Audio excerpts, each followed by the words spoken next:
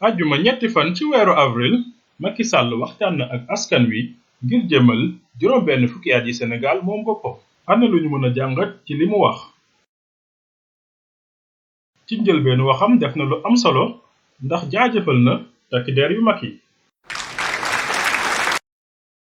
Respect et affection, nos anciens combattants. Vos sacrifices immenses, chers anciens combattants, resteront à jamais gravés dans nos cœurs et notre mémoire collective.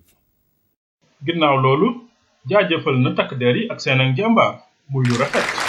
À vous, officiers, sous-officiers et militaires du rang, je renouvelle ma confiance dans vos missions au service de la nation et de la paix dans le monde, souvent loin de vos familles. Ces missions ne sont pas sans risque. waaye li tey xel mooy milliards yu bari ñu lim nga xam ne war na ko génne.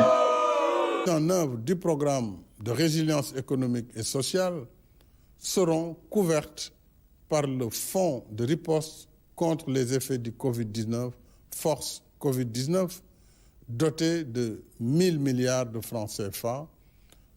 li tax mu doy waar mooy xaalis boobu fu mu newoon bi nit ñi di faatu ngir ñàkk luñ jëndee seen garab.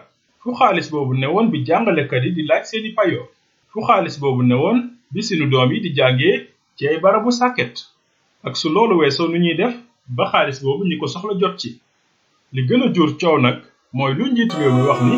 Temps de repenser l'ordre des priorités. Il est temps de travailler ensemble à l'avènement d'un nouvel ordre mondial qui met l'humain et l'humanité au cœur des relations internationales. Temps de repenser. li mu wax mooy dañoo war a tëralin bu bees muy gën a jox gëdd doomu aadama. wante tëralin loolu am na ba noppi ci sunu réew. ndax jullit ñi ak catholique yi nga xam ne ñoo fi ëpp ku nekk ci ñoom ci sa diine nit dañ ko cay jox gëdd bu baax. boo demee ci jullit ñi ñu ngi gëm ne li yàlla bind lépp nit la ci gën a bëgg.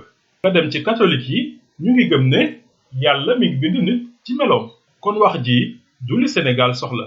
askan wi kay li ñuy xaar ci nguur gi mooy mu gën a yembal seen ak dund seen ak paj ak seen ak nekkin. li mu wax mooy